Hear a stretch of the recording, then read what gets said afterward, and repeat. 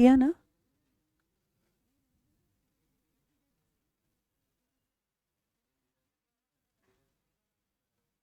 Okay, hello my dear students, a very good afternoon to all of you. कैसा लग रहा है after a break? Yes, कैसे लग रहा है? कुछ लोग तो अभी से ड्रूप होना स्टार्ट हो गए. तुम पहले पानी का बॉटल अपने पास रखो, है? Okay, yes. सो टुडे जैसे हमारा इंट्रोडक्शन सेशन हो गया, हम काफी हद तक we got introduce to this subject called audit, right? फिर हमने एक पूरा सेशन टेक्निकल कॉन्सेप्ट्स के लिए दिया है, राइट? ओके, आज जो चैप्टर हम स्टार्ट करने वाले हैं, यूजुअली क्या होता है ना, इंट्रोडक्शन टू ऑडिटिंग से स्टार्ट होता है और फिर कंपनी ऑडिट. जैसे कि मैंने आपको बताया कि स्टार्टिंग के 7 चैप्टर्स हमको क्या बोलने वाले हैं? यस, कि हमको ऑडिट कैसे करना है, हाँ या ना? Okay, yes. बट मुझे एक बात बताइए, जब हमने लॉ पढ़ा तो क्या हमने कुछ रेफरेंस पढ़ा है with regards to section 141, section 139? Yes और नो? यस. तो क्या आपको इन कॉन्सेप्ट्स के बारे में पता है? यस. जैसे कि मैंने आपको पहले ही बताया राइट इन द सेशन, जब हम कौन सा कॉन्सेप्ट पढ़ रहे थे, FRF. कौन बताएगा FRF का फुल फॉर्म क्या है? फाइनेंशियल रिपोर्टिंग फ्रेमवर्क का कॉन्सेप्ट जब मैंने आपको समझाया तभी, और right at the inception types of audit किया, तभी मैंने आपको बताया that we are studying this subject at this level. कौन से पॉइंट ऑफ व्यू, कौन सा नजरिया, किसका चश्मा आपने को पहनना है? As an external auditor, as a financial statements auditor, financial auditor. Yes और नो? यस. ओके, फिर हमने एफआरएफ का कॉन्सेप्ट पढ़ा, जिसमें हमने देखा कि किस ढांचे में, जिस ढांचे में जो what ever is the nature of the engagement, हाँ या ना? एंगेजमेंट का मतलब क्या है? Yes, very good. क्लाइंट का जो नेचर रहेगा, क्लाइंट का जो एंगेजमेंट रहेगा, उसका जो कारोबार रहेगा, उसके हिसाब से क्या करना है? उसका रिपोर्टिंग करना है. किसका reporting? State of affairs, profitability, right? Yes और नो? यस, उसको कहते हैं हम फाइनेंशियल रिपोर्टिंग फ्रेमवर्क. ओके, फिर हम कंपनी ऑडिट से क्यों स्टार्ट कर रहे हैं? क्योंकि अब तक हमने अकाउंट्स में क्या बनाना सीखा है? Come on, financial statements, balance sheet and profit and loss account, right? Okay, जब मैं कंपनी की बात करती हूं बच्चों, तो कौन सा फाइनेंशियल रिपोर्टिंग फ्रेमवर्क एप्लीकेबल हो जाता है? Very good. Schedule 3 of companies act. Yes और no? Yes, are we well versed with it? Yes और नो? यस. और क्योंकि हम फाइनेंशियल ऑडिटर के तौर पे इस सब्जेक्ट को पढ़ने वाले हैं, तो हमें इजी क्या रहेगा जब हम कंपनी के नजरिए से देखेंगे. Do you understand? Okay, so we are beginning with this particular chapter, जहां पे हम सारे और भी जो कुछ कॉन्सेप्ट्स है, और भी कॉन्सेप्ट्स देखेंगे. ऑडिट रिपोर्ट कैसे बनता है देखेंगे, बराबर है? मतलब इस बार हमारा स्ट्रैटेजी कंप्लीटली रिवर्स रहेगा. ऑडिट रिपोर्ट कैसे बनता है वो देखेंगे, फिर ऑडिट रिपोर्ट बनने के लिए जो कॉन्सेप्ट्स लगते हैं ना, वो हर कॉन्सेप्ट की डिटेल में जाएंगे. समझ में आ रहा है? Okay, yes. So we are beginning with one of the most, मेरा सबसे favourite chapter, company audit. Okay, let me tell you, company audit सबसे ज्यादा स्कोरिंग सब्जेक्ट है, स्कोरिंग चैप्टर है आपके पूरे सिलेबस में. क्यों? क्योंकि वहां पे आप as it is section code कर सकते हो, रेफरेंस दे सकते हो, और इसका ऑलरेडी आपको इंट्रोडक्शन लॉ के सब्जेक्ट में हो गया है. Do you understand? यस. सो इस चैप्टर को इतने अच्छे से पढ़ना कि जो मार्क्स हमको 60 मार्क्स स्कोर करने के लिए चाहिए, याद है ना? 35 और 60 का गैप कौन सा चैप्टर खींचने वाला है? ये पर्टिकुलर चैप्टर खींचने वाला है. ठीक है, मैं आपके साथ एक छोटा सा एक्सपीरियंस शेयर करना चाहूंगी, जो इंस्टीट्यूट ने मजाक, मतलब मैं तो मजाक ही बोलती हूँ. यूजुअली हम जब टैक्स का सब्जेक्ट, टैक्स का पेपर सोचते हैं, तो सबसे ज्यादा प्रैक्टिस किसका करते हैं? सम्स का करते हैं, प्रॉब्लम्स का करते हैं, हाँ या ना? मैं जब मेरी एग्जाम दे रही थी, आई रिमेंबर हमारे अटेम्प्ट में 70% मार्क्स, 70% क्वेश्चंस थ्योरी क्वेश्चंस थे.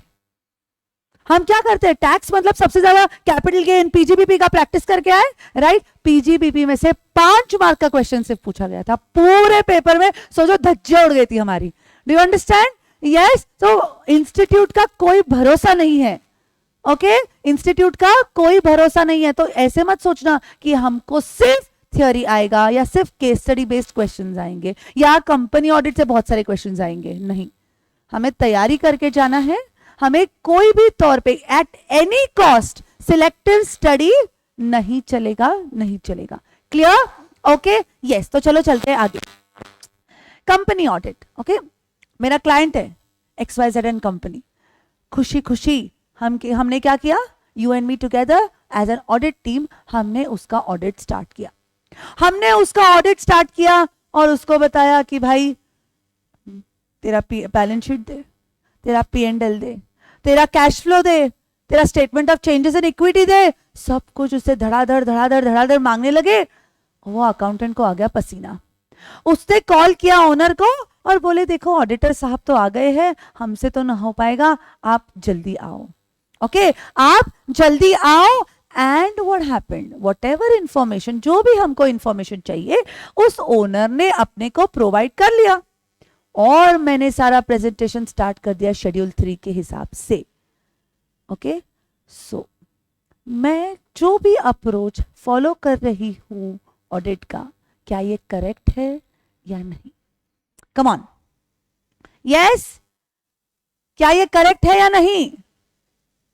यस, एब्सोल्युटली यस, क्योंकि एज एन ऑडिटर सबसे पहले तो हम इंफॉर्मेशन मांगेंगे क्लाइंट से, राइट? मैंने आपको क्या बोला, यू आर एन ऑडिटर। मैंने क्लाइंट का नाम क्या बताया आपको? XYZ and company. क्या वो कंपनी है? Is it a company form of organisation?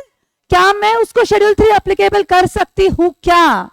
Then how did you से यस कि मैम आप जो कर रहे हो करेक्ट है, राइट? बकायदा एग्जाम में क्वेश्चन पूछा जाता है, क्लाइंट का नाम क्या है वो पहले देखो। Yes, right? नाउ क्लाइंट जो एंगेजमेंट आपने एक्सेप्ट किया, उसका नेचर, उसका फाइनेंशियल रिपोर्टिंग फ्रेमवर्क उसके नेचर पे डिपेंड करेगा कि कौन सा फाइनेंशियल रिपोर्टिंग फ्रेमवर्क अपने को एप्लीकेबल करना है। वो the moment it is XYZ and company, India में एंड कंपनी यूज करते हैं कौन से नेचर ऑफ ऑर्गेनाइजेशंस के लिए?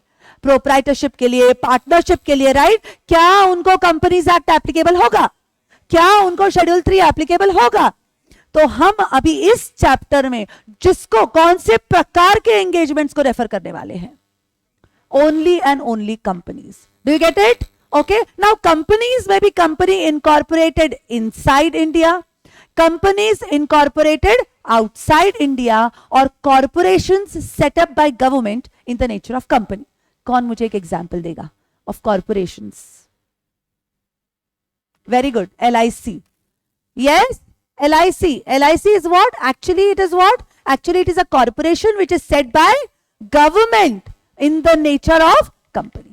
Do you understand? Yes, तो ये particular जो chapter है वो उनको भी applicable हो जाएगा। Very very very interesting and important for MCQs. Yes or no? Okay, फिर मैम, फिर आपके मन में सवाल आया, ma'am how can company incorporated outside India? क्योंकि हम तो चार्टर्ड अकाउंटेंट है, हमको तो डिग्री देने वाला है ICAI, right? Right? So how come companies incorporated outside India? Understand, company incorporated outside India. Do you know the concept of holding subsidiary relationship? Co-subsidiary, associates, right? Yes. So can they function in India in the nature of company? Yes. क्या उनको Companies Act applicable होगा? Yes. Okay? Yes. अगला सवाल, ma'am ये जो provisions हम पढ़ने वाले हैं वो कौन से नेचर ऑफ ऑडिटर पे एप्लीकेबल होंगे? ध्यान से जवाब देना क्योंकि ये मैं आगे पूछने वाली हूं, same question. Yes, it is applicable only to external auditor. तो मैं अगर बोलती हूं आपको कि every company be it of any form, मुझे बताओ कौन से प्रकार के कंपनीज होते हैं? Come on, 1 person company, private company, public company, small company, listed, unlisted, yes or no? Profit, not for profit, yes or no? Yes? Dormant company, right? Every company. Listen to me very carefully. Each and every company, be it of any nature, audit ये आपको करना ही पड़ेगा। Audit ये आपको करना ही पड़ेगा। तो जब मैम आपको बोल रही है कि each form of company, each and every type of company needs to get the accounts audited, तो मैं कौन से ऑडिट को रेफर कर रही हूं? Tax audit, internal audit, statutory audit. मतलब एवरी कंपनी, हर कंपनी का ऑडिट करते वक्त वो हर कंपनी का कौन सा ऑडिट करना मैंडेटरी है? फाइनेंशियल स्टेटमेंट्स का ऑडिट करना, एक्सटर्नल ऑडिट करना मैंडेटरी है। Do you understand?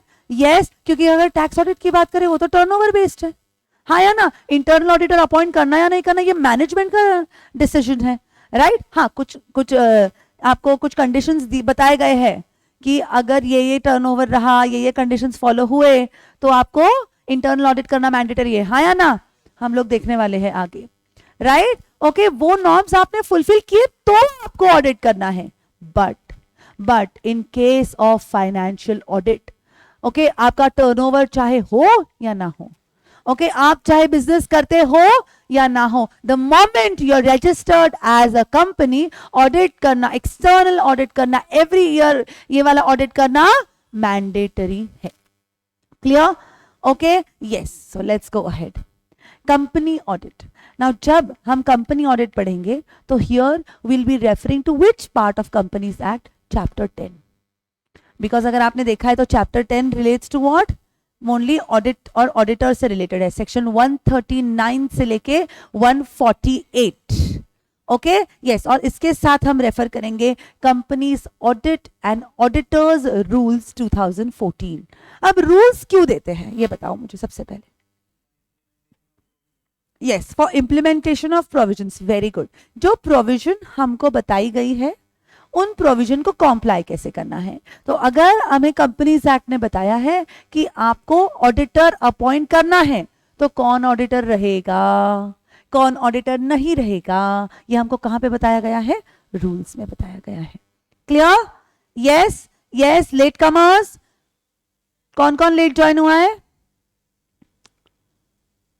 Okay, quickly join कर लीजिए। Yes, okay, I see now most of them are online.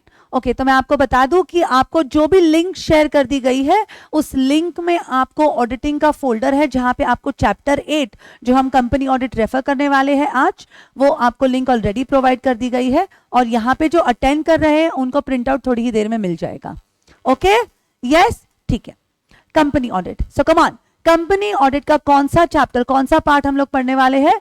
आपको लिखने के लिए मैं बहुत टाइम देने वाली हूँ। ईच एंड एवरी स्लाइड आपके नोटबुक में लिखना है, अभी एक बार आप समझ लो। Okay, getting it? यस, तो chapter 10 of companies act 2013 and audit and auditors rules 2014, इसको शॉर्टकट में क्या बोला जाता है? CAAR।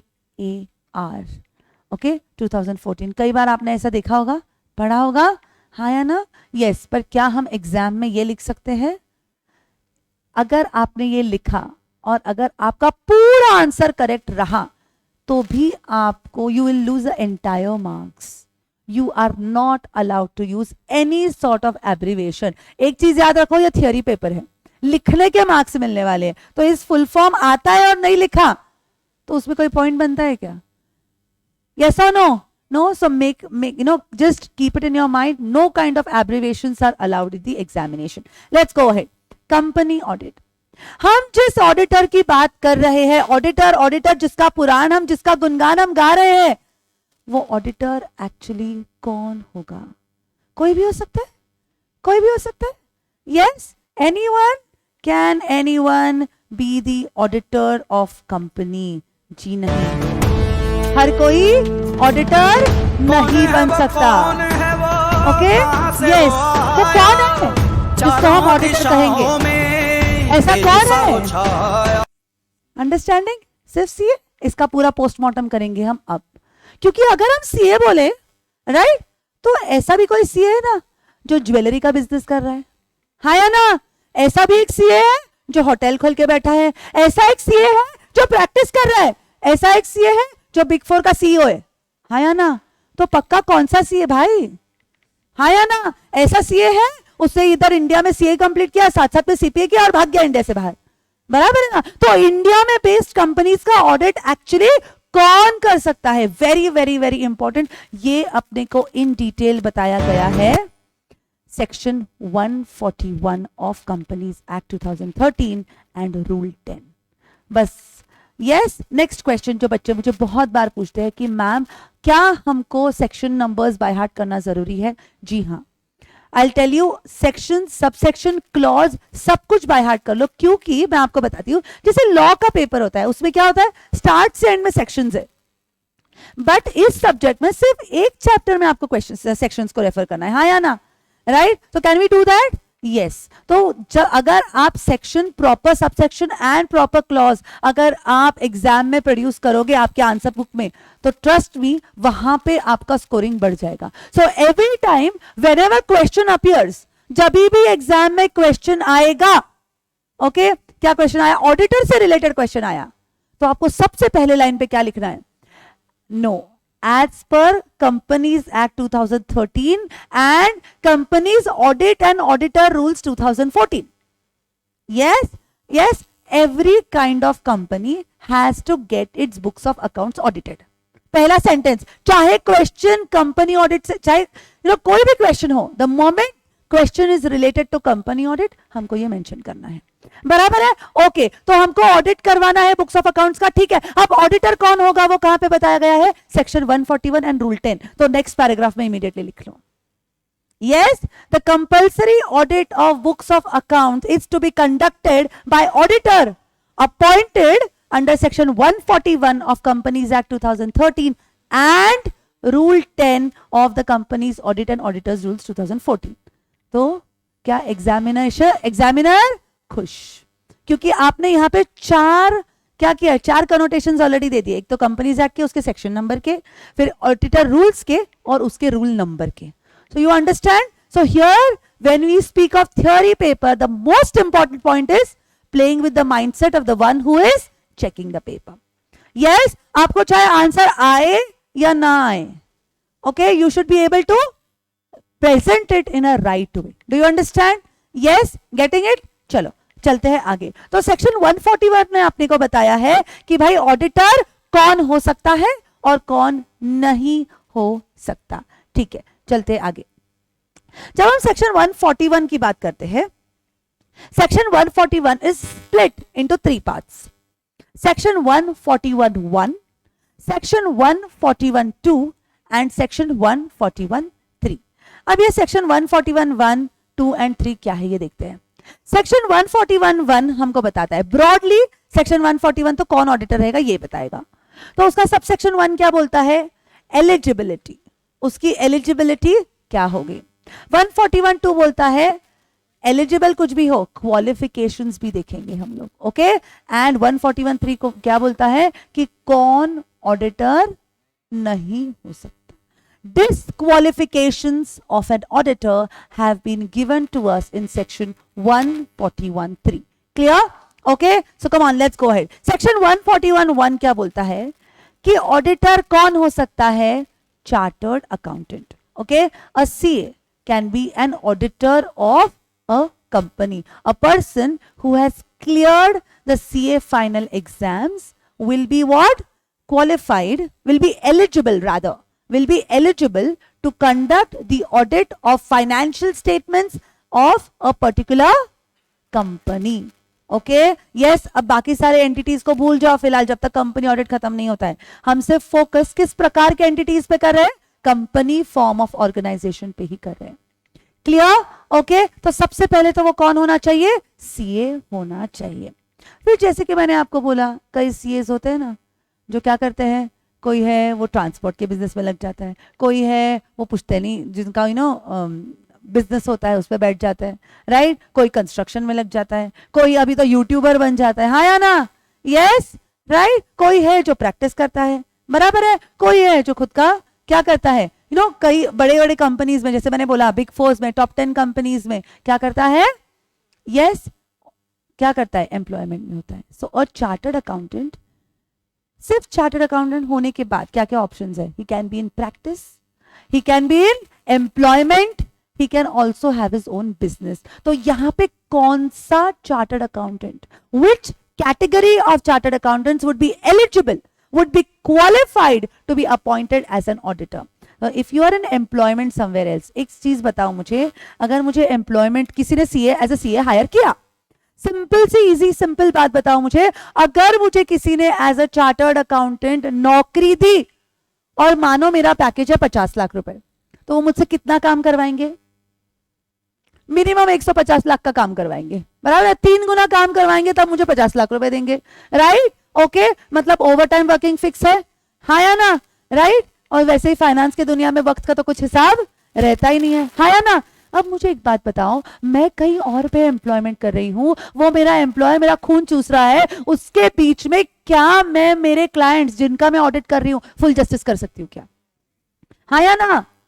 इसलिए chartered accountants who are in employment are not qualified to be appointed as auditor. Clear? Same with my business. आजकल business करना आसान है? बिल्कुल भी नहीं है, राइट? बिल्कुल भी नहीं है। उसमें क्या आप आपके जो क्लाइंट्स हैं जिनका आप ऑडिट कर रहे हो उनका फुल जस्टिस कर सकते हो?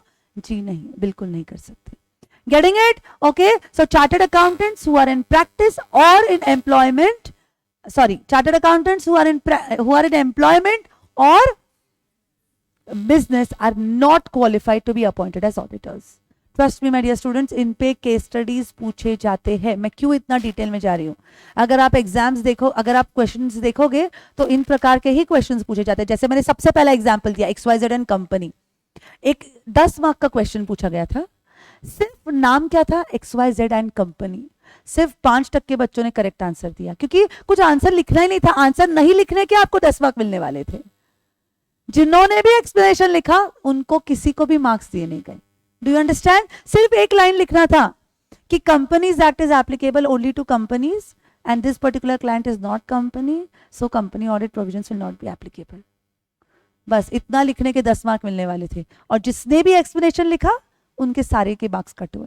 Do you understand? Yes, yes, okay. So हर एक चीज बहुत ज्यादा इंपॉर्टेंट है, स्पेशली जब केस स्टडी बेस्ड क्वेश्चंस पूछे जाते हो। Okay, yes. So come on, a chartered accountant who is in practice will be qualified to be appointed as an auditor. Okay, yes. तो चलो चलते आगे। फिर हमने डिसाइड किया, हमने सीए फाइनल तो खुशी खुशी अच्छे से क्लियर कर लिया। फिर हमने डिसाइड किया हमको प्रैक्टिस करना है, पर अभी क्या है ना, सिर्फ सीए करके तो मन नहीं भरता, बराबर है ना? इतने सारे चार्टर्ड अकाउंटेंट्स हो गए हैं, so you need to have a niche. तो अभी हमारे सीए साहब ने क्या डिसाइड किया कि भाई तूने पुणे देख लिया, नेटिव में तो घूम लिए, कि पूरा इंडिया देख लिया, अब हमको क्या करना है? हमको एक ऐसा कुछ कोर्स करना है जिसमें हमको आउट ऑफ इंडिया भी स्कोप मिले, राइट? तो उसने क्या किया? मानो कि उसने सीपीए किया। वो is a CPA, come on, certified public accountant. जैसे इंडिया में सीए होता है, वैसे अगर आप सीपीए हो तो आप पूरे दुनिया में, just not just US, okay, पूरी दुनिया में आपको एक सर्टिफाइड पब्लिक अकाउंटेंट का ओहदा मिलता है। You can function directly as CPA, आपको लाइसेंस मिल गया तो ठीक है। फिर आपने क्या डिसाइड किया कि आपने सीए करने के बाद आपने प्रैक्टिस करी, आपने सीपीए भी किया, और आपने इन इंडिया भी ऑफिस ओपन किया और आउटसाइड इंडिया भी आपने ऑफिस ओपन किया। Understand? You are a chartered accountant but you are in practice, ठीक है? आप एलिजिबल हो, आप क्वालिफाई हो गए, बट आप इन इंडिया हो कि आप आउटसाइड इंडिया हो, ये बहुत हद तक मैटर करता है। ओके, फिर आप ऐसा भी बोल सकते हो कि मैम क्या हो गया, अगर इन इंडिया का भी तो हम क्लाइंट्स ले सकते हैं। Yes, then that will depend कि आप इंडिया में कितने दिन आते हो, बराबर है? यस, कि आप फिर आपका रेसिडेंशियल स्टेटस क्या है। Do you understand? Yes. So basically broadly ये कहा जाता है कि if you are a chartered accountant you have to be a practicing chartered accountant in India. Clear? Yes. So who is qualified to be an auditor of the company? Come on. Yes, a chartered accountant who is in practice in India. A chartered accountant who is in practice in India. और ये हमको बताया गया है section 141 of Companies Act 2013 and Rule 10 of Companies Audit and Auditors Rules 2014. Okay, इसमें बताया गया है कि a chartered accountant who is in practice in India will be qualified to be appointed as an auditor. इसको और एक word है, okay, सी understand? जब हम सीए फाइनल क्लियर कर देते हैं तो आप इमीडिएटली प्रैक्टिस नहीं कर सकते। You have to go to the father, मतलब आईसीआई के पास जाना पड़ता है और उनको बोलना पड़ता है कि भाई साहब हम प्रैक्टिस करने वाले हैं। You have to enroll yourself as a chartered accountant who is going to do his practice. फिर आपको इंस्टीट्यूट देती है COP, सर्टिफिकेट ऑफ प्रैक्टिस, और उसके बाद ही आप बनते हो practising chartered accountant. Do you understand? Yes, so practising chartered accountant या chartered accountants holding COP, okay, yes, all these can be are qualified to be appointed as auditor of the company. Okay, yes, so CAs who are in practice in India, CAs holding certificate of practice in India, practicing CAs in India, all of these are qualified to be appointed as auditors. Clear? Okay, yes, सब कुछ लिखने का time मिलेगा, don't get panicked. Okay, yes, shall we go ahead? ठीक है, तो section 141(1) ने बताया सीए, सेक्शन 141(2) ने, पानी पी ले भाई, पानी पी ले, सेक्शन 141(2) ने क्या बोला? Yes, CS in practice in India. Okay, yes, मतलब शॉर्ट में अगर मैं लिखूं तो an auditor is a CA holding COP, okay, और ये कहां पे होना चाहिए? इंडिया में होना चाहिए, तब वो बन जाएगा ऑडिटर। क्लियर? ओके, यस, ठीक है, ठीक है, ओके, यस। अब so CA who is holding COP in India, section 141 बोलता है सीए, सेक्शन 141(2) बोलता है COP in India will be qualified to be appointed as an auditor. ठीक है, तो सेक्शन 141(1) देख लिया, सेक्शन 141(2) देख लिया, अब चलते हैं सेक्शन 141(3), सबसे मजेदार वाला सेक्शन। ओके, हाँ, उसके पहले yes yes yes, I forgot one thing. जब हम प्रैक्टिस की बात करते हैं, यस, तो दो चीजें हो सकती है। आपने CA फाइनल क्लियर किया, ओके, आपको खुद पे बेहद भरोसा है, और आपने क्या किया? यस बच्चों, आपने इंडिविजुअल लेवल पे आपकी प्रैक्टिस स्टार्ट कर ली। क्लियर? ओके, या तो फिर आपको आपके दोस्त से यस क्लासेस में भी बेंच शेयर किया था, और अब आप उसके साथ ही प्रैक्टिस करना चाहते हो। Is it possible? So you can practice as an individual और एज अ फर्म। यस और नो? यस और नो? यस, ठीक है, तो अगर आप एज एन इंडिविजुअल हो तो you are CA in practice in India, कोई प्रॉब्लम ही नहीं है। पर listen to me, if you are appointed, अगर आप फर्म के तौर पे प्रैक्टिस करते हो, तो इसका मतलब क्या है? ध्यान से सुनना बच्चों। यस, फर्म के तौर पे अगर आप प्रैक्टिस करते हो तो because the notes are black and white, तो आपको थोड़ा सा प्रिंट में प्रॉब्लम आएगा, बट आई थिंक आपको बुक्स अवेलेबल हो जानी चाहिए आज या कल में। ये सेफ साइड में आपको नोट्स प्रोवाइड कर दी गई है, क्योंकि आपको आज के क्लास के अंत में लगेंगे। Okay, yes yes, okay. अगर हम फर्म की बात करते हैं, what is the meaning of firm? Come on, what is the meaning of firm? Yes, one or more individuals, more than one individuals come together. Yes, तो जब मोर than one individuals एक साथ आते हैं तो सवाल आया, ओके, फिर आपने क्या सोचा? आपने क्या सोचा कि आप तो 2 CA हुई और एक दोस्त कॉलेज का MBA कर रहा है, उसको भी ले लेते हैं, सबको ले लेते हैं और फर्म एस्टैब्लिश कर लेते हैं। कर सकते हो, क्यों नहीं कर सकते? Multi disciplinary firms are allowed in India, हाँ या ना? यस, सिर्फ उनका कंडीशन क्या है कि मेजॉरिटी कौन होना चाहिए? Majority should be qualified chartered accountants. Words देखो, बहुत बहुत सुंदर है, क्वालिफाइड चार्टर्ड अकाउंटेंट। सिर्फ चार्टर्ड अकाउंटेंट नहीं चलेगा, आपके पास COP होना चाहिए। मेजॉरिटी के पास क्या होना चाहिए? COP होना चाहिए। क्लियर? Okay, yes. सो अगर आप as a firm, as an auditor firm के तौर पे काम करना चाहते हो, तो majority should be qualified CA, और जो साइन करने वाले ना डॉक्यूमेंट्स, वो कोई CA में या MBA नहीं कर सकता। It should be a qualified chartered accountant only. ठीक है? ओके, ठीक है। तो मैं आपको एक एग्जाम्पल के पास लेके जाती हूँ। इससे एक ऑल इन वन करके एक फर्म एस्टैब्लिश कर दी कुछ दोस्तों ने। Okay, yes. अब ये दोस्त कौन कौन थे? 3 चार्टर्ड अकाउंटेंट्स थे, एक कंपनी सेक्रेटरी था, एक MBA था, एक एडवोकेट था, एक एक्चुअरी और एक CMA। ओके, ये कॉलेज का दोस्त का ग्रुप था।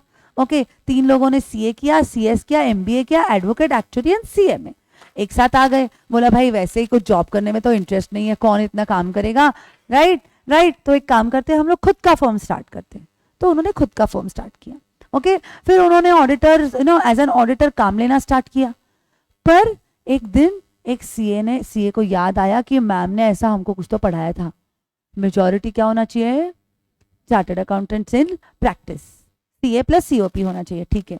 ओके, फिर उन्होंने बोला देखेंगे देखेंगे देखेंगे, सोचा, फिर अचानक से उनके सामने क्या हो गया, उन पे ऑब्जेक्शन ले लिया किसी ने, ध्यान से, उन पे ऑब्जेक्शन ले लिया किसी ने। ओके यस, पर हमारे एडवोकेट तो भाई एकदम होशियार थे। उस जनाबजादे ने क्या किया, बहुत एक्चुअली प्रैक्टिकली हुआ है ये रियल केस स्टडी। उस जनाबजादे ने क्या कहा, उसने जज को बोला, जज आपने क्या बोला, मेजॉरिटी कौन होना चाहिए? चार्टर्ड अकाउंटेंट्स इन प्रैक्टिस, हाँ या ना? तो बताओ हमारे फर्म में सीए कितने हैं? कितने हैं? 3। सीएस कितने हैं? एमबीए कितने हैं? एडवोकेट कितने हैं? एक्चुअली कितने हैं? सीए में कितने हैं? तो बताओ मेजॉरिटी कौन है? मेजॉरिटी कौन है? भाई वो जज ही बौखला गया, वो बोले यार भाई मान गए, तेरे सोच को मान गए, बट यहां पे हम मेजॉरिटी बात कर रहे हैं, not on the basis of qualification but on the basis of numbers. Total कितने मेंबर्स है तुम्हारे फर्म में? कितने हैं? 8 है ना? तो इनमें से कम 4 चार्टर्ड अकाउंटेंट्स प्लस सीओपी होने चाहिए। समझ में आया? Yes, so here when we are speaking of chartered accountants in practice in India, practice can be done in the form of at an individual level or in the form of a firm. When we speak of firm, majority in numbers, not in qualification. समझ में आया? Yes, majority in numbers should be what? Yes, chartered accountants, qualified chartered accountants, मतलब chartered accountants holding COP. Clear? Okay, चलेंगे आगे, ठीक है। अब ये हो गई नो, हमने सेक्शन 141(1) पूरा देख लिया, सेक्शन 141(2) पूरा देख लिया। अब चलते हैं सेक्शन 141(3). सेक्शन 141(3) क्या बोलता है कि कौन ऑडिटर नहीं हो सकता, कौन ऑडिटर नहीं हो सकता, ये हमको बताया गया है सेक्शन 141(3) में। जैसे कि मैंने आपको बोला, आपको सारे सबसेक्शंस, सारे क्लॉजेस अपने को याद रखना है। So section 141(3). ओके, चलते हैं पहले क्लॉज की तरफ। Yes, who can not be an auditor, हमको सेक्शन 141(3) में बताया गया है। अब उसका फर्स्ट क्लॉज वो है क्लॉज ए। क्लॉज ए हमको क्या बोलता है? Okay yes, body corporate other than LLP. सबसे पहले सी अंडरस्टैंड, हर चीज लॉजिकली पढ़ेंगे, ओके, और पूरे ध्यान से पढ़ेंगे। हम लोग क्या पढ़ रहे हैं कि कौन ऑडिटर नहीं हो सकता, जो सेक्शन 141(3) में हमको बताया गया है। उसका पहला क्लॉज हमको बोल रहा है कि a body corporate other than LLP. इसका मतलब क्या है? सेक्शन को समझने की कोशिश करो। Body corporate other than LLP मतलब बॉडी कॉर्पोरेट ऑडिटर नहीं हो सकता, अदर देन एलएलपी मतलब एलएलपी हो सकता है। सबसे पहले तो मुझे बताओ बॉडी कॉर्पोरेट का मतलब क्या होता है? Yes, body corporate. अब इतना तो यार, इतना तो आना चाहिए तुमको। हाँ, सोचो, याद करो।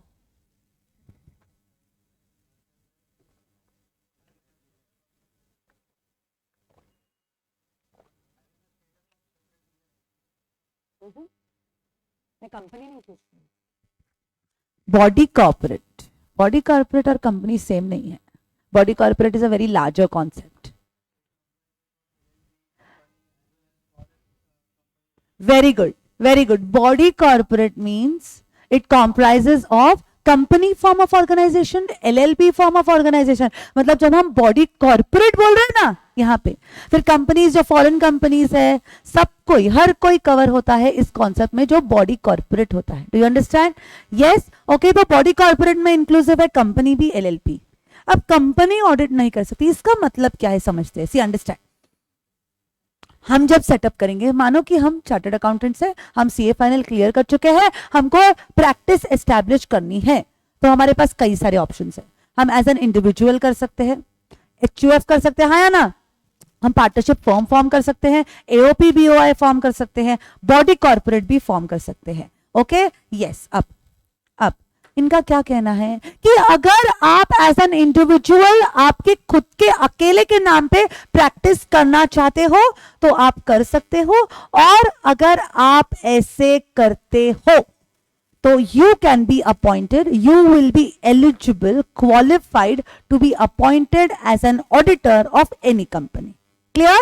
Okay? तो आप इंडिविजुअल लेवल पे प्रैक्टिस करते हो तो यू आर क्वालिफाइड, आप ऑडिटर के तौर पे काम कर सकते हो.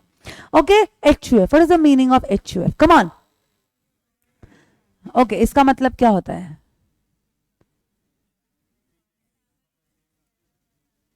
Okay, yes, inheritance means what? People with same blood belonging to the same family tree. बराबर है? Yes, but यहाँ पे जो members बनेंगे, partners बनेंगे, वो कौन होने चाहिए? Chartered accountants holding COP. समझ में आया? Okay, ठीक है. AOP BOI, मतलब मुझे बताओ AOP BOI का मतलब क्या है? सबसे पहले फुल फॉर्म क्या है? Body of individuals. What is the meaning of AOP? चलो, कौन बताएगा? क्या?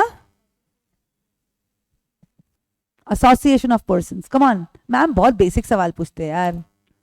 बताओ बताओ, association of persons.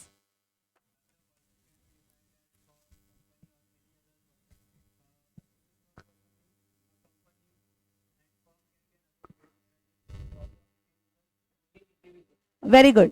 Association of persons and body of individual सिर्फ एक कॉन्सेप्ट से अलग है, पर्सन और इंडिविजुअल. जब हम इंडिविजुअल बोलते हैं मतलब इंसान, दो हाथ, दो कान, दो आंखें वाला. पर अब जब पर्सन की बात करते हैं तो उस पर्सन में इंडिविजुअल भी कवर्ड है, कंपनी भी कवर्ड है, फर्म भी कवर्ड है, हर कोई कवर्ड है. हाँ या ना? यस. तो जब मैं एसोसिएशन ऑफ पर्संस बोलती हूं इसका मतलब क्या हो गया? एक कंपनी और एक इंडिविजुअल एक साथ आके काम करना चाहते हैं, तो बॉडी ऑफ इंडिविजुअल्स भी. Okay, yes. फिर आगे है पार्टनरशिप फर्म. तो हमने देख लिया partnership firm majority by number should be chartered accountants holding COP. No problem. पर जब हम बॉडी कॉर्पोरेट की बात करते हैं तो यहाँ पे कवर होता है कंपनी और LLP. तो उनका क्या कहना है कि आप अगर LLP सेटअप करते हो, LLP फॉर्म में आप अपना प्रैक्टिस सेटअप करते हो और आप ऑडिट लेना चाहते हो कंपनी का, तो आप ले सकते हो. बट अगर आप CA कंपनी प्राइवेट लिमिटेड या CA कंपनी लिमिटेड फॉर्म करते हो तो आप ऑडिटर के तौर पे अपॉइंट नहीं हो सकते. समझ में आया? ओके, यस एवरीवन, ठीक है. ओके, देन अब ये क्या है? What does this mean? ऐसा क्यों? ये मैं आपको इसका लॉजिक बताती हूं कि क्यों कंपनी जो है वो ऑडिटर नहीं बन सकती. मानो कि दो CAs थे, mister CA and mrs CA. Okay, इन दोनों ने मिलके एक कंपनी फॉर्म करी, CA company limited. The moment it is limited it becomes a company. Okay, yes. Now इन दोनों के पास क्या है? ये दोनों चार्टर्ड अकाउंटेंट्स है और इन दोनों ने COP ली है. ओके, तो अगर ये खुद इंडिविजुअल लेवल पे करना चाहते तो कर सकते थे, बट इन्होंने क्या फॉर्म किया है? कंपनी फॉर्म किया है. तो अब मुझे बताओ, क्या हम CA कंपनी लिमिटेड को ऑडिटर के तौर पे चुन सकते हैं कि नहीं? नहीं चुन सकते. सेक्शन 141(3) में बताया है हमको, बट क्यों ये मैं आपको बताऊंगी. ओके, क्या आपको salmon versus salmon limited, what is the case? Come on, मतलब क्या हुआ था उस केस में? कौन बताएगा? चलो, हुआ क्या था केस में? मजा क्या आया था उस केस में?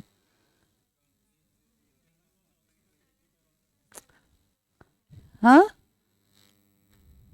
जरा जोर से. हाँ, सैलोमन एक अकेला इंसान था जिसने बिजनेस को बढ़ाया था. फिर उसने बाद में क्या किया? कंपनी फॉर्म में कन्वर्ट किया और उसके फैमिली मेंबर्स को शेयर्स दिया. हाँ, ओके. हाँ,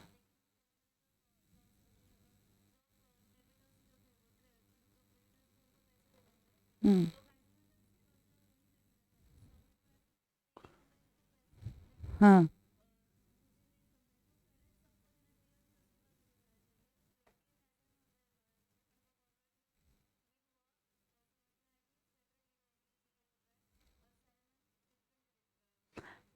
मतलब क्या? सैलमन अलग है, सैलमन लिमिटेड अलग है. ये डिसाइड हुआ इस केस से. बराबर है? That means company and members are distinct from each other, बराबर है ना? यस तो मुझे एक बात बताओ, यस जैसे कि आप लोगों ने दिन रात क्लासेस अटेंड करके इतने लंबे लंबे आंसर्स लिख के एग्जाम पास करी, क्या कंपनी ने पास करी है? क्या कंपनी ने एग्जाम दी है? नो। तो अगर आप चार्टर्ड अकाउंटेंट हो, एक चीज समझने की कोशिश करो, अगर आप चार्टर्ड अकाउंटेंट बन गए, आपने सीओपी बन लिया, ओके, क्या कंपनी सीए कहलाएगी? नहीं। Why? Because members and company are distinct from each other, and if they are distinct from each other, इसका मतलब है कंपनी सीए नहीं है, और जो सीए नहीं है वो ऑडिट कर ही नहीं सकता। समझ में आया? यस। पर ये तो इंडिया है मेरी जान, इंडिया में सब कुछ होता है। पहले मैं एक minute, I will take you to one case study और फिर बताऊंगी कि एलएलपी क्यों अलाउड है। ये तो इंडिया है मेरी जान। क्या किया लोगों ने? हार मानना नहीं है, बराबर है ना? तो लोगों ने क्या किया? Yes, mister A mrs A, okay, mister A mister C A और मिसेस सी ए, जो एग्जाम्पल मैंने दिया है, उन्होंने सीए कंपनी लिमिटेड बनाई। वो अपने दो दोस्तों के पास गए, पी और क्यू। उसको क्या बोला? देख, सीए कंपनी लिमिटेड को ऑडिट नहीं दे मिलेगा, क्योंकि बोला गया है ना यार, कंपनी है, ऑडिट नहीं मिलेगा। हम एक काम करते P Q mister A mrs A, इनका क्या करते हैं? एक फॉर्म बनाते हैं। ओके, हमको मिस्टर ए मिसेस ए को पार्टनर मत बना, हमारे जगह पे हमारे कंपनी को पार्टनर बना। मतलब P Q and C A company limited, ये तीनों पार्टनर्स। मुझे बताओ, can a company become a partner? Yes, a company can become a partner. तो ये तीनों ने क्या बनाया? पार्टनरशिप फर्म बनाया। और अब क्या बोल रहे? हमको ऑडिट दो, हम तो फर्म है। समझ में आया? हमको ऑडिट दो, हम तो फर्म है। तो यहां पे स्पेसिफिकली बताया गया है कि अगर, जैसे कि फॉर एग्जाम्पल इस केस में अगर आप देखते हो, तो P Q R and company, उसमें क्यू लिमिटेड क्या है? उसमें क्यू लिमिटेड क्या है? कंपनी है। Okay, now come on, is P qualified as an individual to be an auditor? Yes, qualified. Is R qualified? Yes.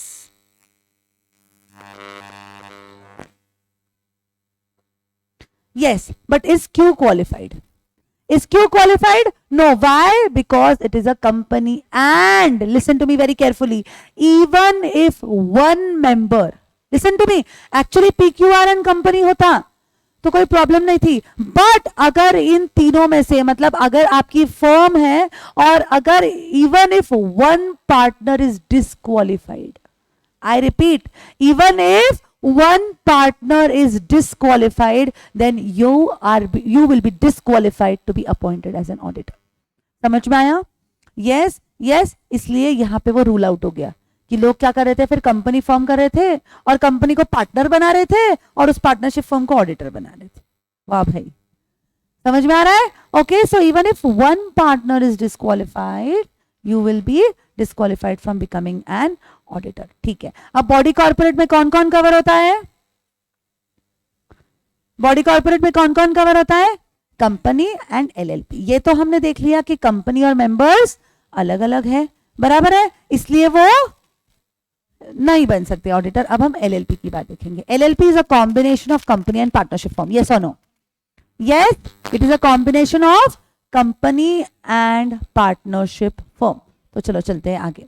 अब जब हम कंपनी की बात करते हैं तो क्या है? Members are not equal to company, बराबर है, वो तो किस्सा वहां पे खत्म हो गया। बट जब हम पार्टनरशिप फर्म की बात करते हैं बच्चों, तो फर्म एंड पार्टनर, उनके बीच में कौन सा रिलेशनशिप होता है? Principal and agent relationship. इसका मतलब है firm represents the partner, partner represents the firm. Yes और नो? तो अगर पार्टनर सीए है तो क्या फर्म सीए हुई? यस और नो? तो क्या वो क्वालिफाइड हो गए? Yes. Do you understand? Yes? Okay? समझ में आ रहा है सबको? Yes? I'll just give you 2 seconds. एक बार स्क्रीन पे जो भी लिखा गया है वो ठीक से समझ लीजिए. I do not want you to get confused. Okay? Yes. Come on.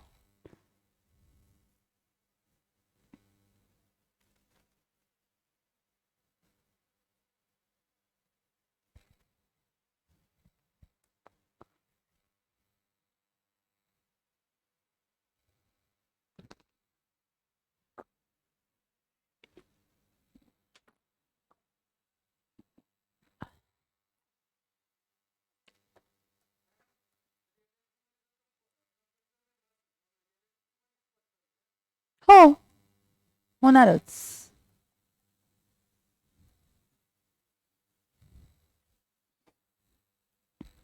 Done, good to go ahead. So come on, section 141(1) सीए होना चाहिए. Section 141(2) CA in practice in India. Firm होगी तो majority in numbers should be chartered accountants holding COP. Okay, yes, ठीक है. फिर 141(3) में पहला क्लॉज ए क्या बोलता है? Body corporate other than LLP. Summary क्या है? कंपनी फॉर्म में अगर आप अपना फॉर्म, कंपनी फॉर्म में अगर आप ऑडिटरशिप चाहते हो तो आपको नहीं मिलेगा, एलएलपी सेटअप किया मिलेगा. क्लियर? ओके, अब चलते हैं अगले प्रोविजन की तरफ. Yes, okay. एंड जैसे कि मैंने आपको बताया था एग्जाम में, एंड कंपनी मतलब वो कंपनी नहीं बनता. लिमिटेड या प्राइवेट लिमिटेड वर्ड्स यूज करने पर ही वो कंपनी बनता है. ठीक है, अब चलते हैं आगे. Most interesting 141(3)(b. 141(3)(b) क्या बोल रहा है अपने को? कि एनी ऑफिसर और एम्प्लॉई ऑफ कंपनी. सिचुएशन को समझो, पहले क्लॉज को सेकंड क्लॉज से मिक्स मत करना. हुडी निकाल, नींद चली जाएगी. चल, yes, come on. What does 141(3)(a says? कि अगर आप और मैं सीए है तो हम कंपनी बना के ऑडिटर नहीं ले सकते. Okay, yes. अब 141(3)(b) क्या बोल रहा है? डायरेक्शन समझने की कोशिश करो. 141(3)(b) अपने को ये बोल रहा है कि अगर आपका क्लाइंट है, ओके, मानो कि अपनी आप एक कंपनी, हम लोग मिलके क्या करेंगे? एक कंपनी बनाई. ओके, तो इस कंपनी का जो ऑफिसर है या इस कंपनी का जो एम्प्लॉय है, आई रिपीट, ओके, मतलब जो कंपनी, जिस कंपनी का अपने को ऑडिट करना है, उस कंपनी का ऑफिसर या उस कंपनी का एम्प्लॉय ऑडिटर नहीं बन सकता. Okay, yes. क्यों? हम देखते हैं. एक कंपनी है, जब हम कंपनी के ऑफिसर की बात करते हैं तो कंपनी के ऑफिसर मतलब उसमें कौन कौन कवर होता है? Come on.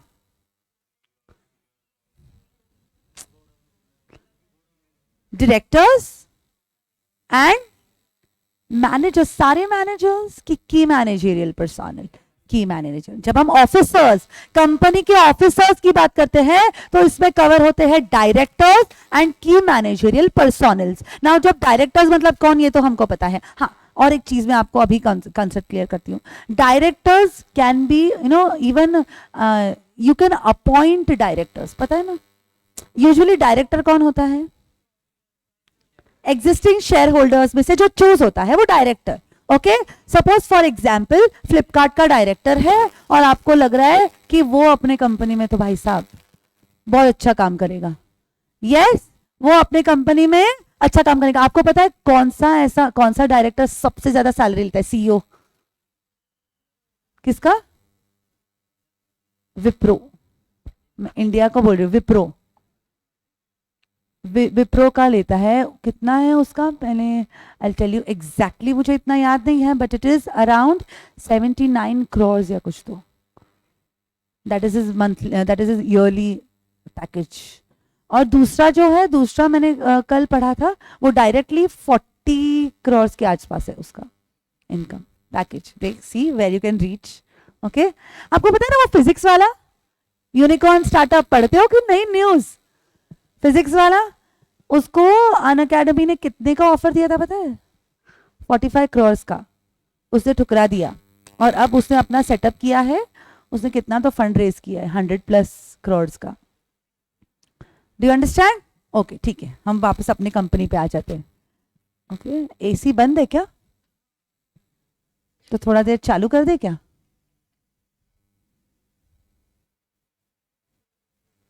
Okay, yes, come on. हाँ, 79 पढ़ा था मैंने, कल ही पढ़ा था. Okay, yes, come on guys, let's come back. Company. Okay, yes, company के ऑफिसर की जब हम बात करते हैं, इसका मतलब है कि हम डायरेक्टर्स और केएमपीस को रेफर कर रहे हैं. डायरेक्टर में भी शेयर होल्डर्स में से जो ये हुए हैं या जो अपॉइंट कर सकते हैं हम, बकायदा उनको उनके काम के लिए हम अपॉइंट करते हैं एज डायरेक्टर. Okay, yes. फिर आपको सिंप्लिसिटर डायरेक्टर पता है कौन होता है? एग्जैक्टली कौन से मीटिंग्स में? नो, एजीएम में हर किसी को नहीं होता है. एजीएम में तो पूरी दुनिया को, शेयर होल्डर्स को तो अलाउड ही है ना. फिर बकायदा बैठने के लिए simpliciter directors have to attend board meetings. They are not employees of the company. याद रखना. ओके, अगेन छोटे छोटे पॉइंट्स है जो आपको याद रखना है. आपने पढ़ा है ऑलरेडी ये लॉ में. Okay, yes. फिर की मैनेजरियल पर्सोनल मतलब कौन? की मैनेजरियल पर्सोनल मतलब CEO, chief executive officer, CFO, chief financial officer, COO, chief operating officer, and अभी आजकल तो वो तो डायरेक्टर के लिए में चला गया, और एक सीआरओ करके एक चीफ रिस्क मैनेजमेंट ऑफिसर. अभी सबसे ज्यादा अपकमिंग जो फ्यूचर में पोजीशन रहेगी वो सीआरओ की रहेगी. Okay, yes yes. इसलिए बहुत बच्चे सीए फाइनल में रिस्क मैनेजमेंट का सब्जेक्ट लेते हैं, जो इलेक्टिव सब्जेक्ट होता है ना, उसके लिए. Do get it? Okay, yes. So ये लोग कौन है? की मैनेजरियल पर्सोनल. दीज डायरेक्टर्स या केएमपीज. Okay, yes. और फिर होते हैं एम्प्लॉइज. तो इनका क्या कहना है कि डायरेक्टर हमेशा क्या चाहेगा? सी, इस चीज को कि क्यों ऑफिसर और एम्प्लॉय को उन्होंने डिस्क्वालीफाई किया, इसके लिए मैंने एक बहुत खूबसूरत एग्जाम्पल डिजाइन किया. मानो कि गड़ा इलेक्ट्रॉनिक्स लिमिटेड का ऑडिट करना है. बहुत ही मजेदार एग्जाम्पल है. गड़ा इलेक्ट्रॉनिक्स लिमिटेड का ऑडिट करना है, और यहां पे डायरेक्टर कौन बना? अपना जेठालाल. और बनेगा कौन अपना केएमपी? अपने आदरणीय. आदरणीय कौन? अरे ऐसे मत बोल. अरे अरे अरे, सो सॉरी, 1 मिनट.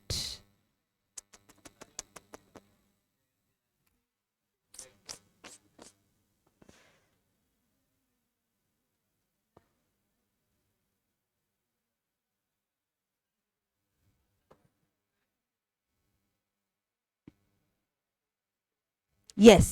तो अपने आदरणीय कौन? चाचा जी. हाँ या ना? यस. इनको क्या बोला जाएगा? इनको क्या माना जाता है?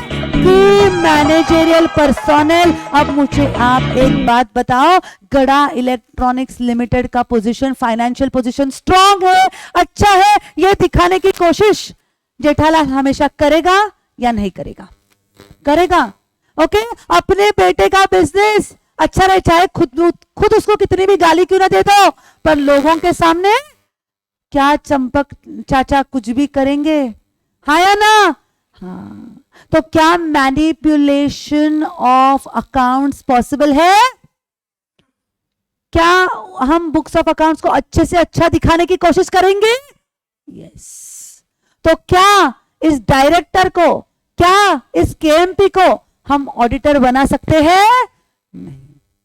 Okay, same is the case with Nattu काका. ओके, अब क्या हुआ? अब क्या हुआ? जेठालाल तो ऑडिटर नहीं बन सकता, चंपक चाचा तो ऑडिटर नहीं बन सकते, तो वो गए किसके पास? वो गए उनके नट्टू काका के पास. नट्टू काका क्या करेगा?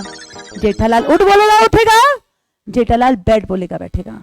तो क्या वो इंडिपेंडेंटली अपना ओपिनियन दे पाएगा?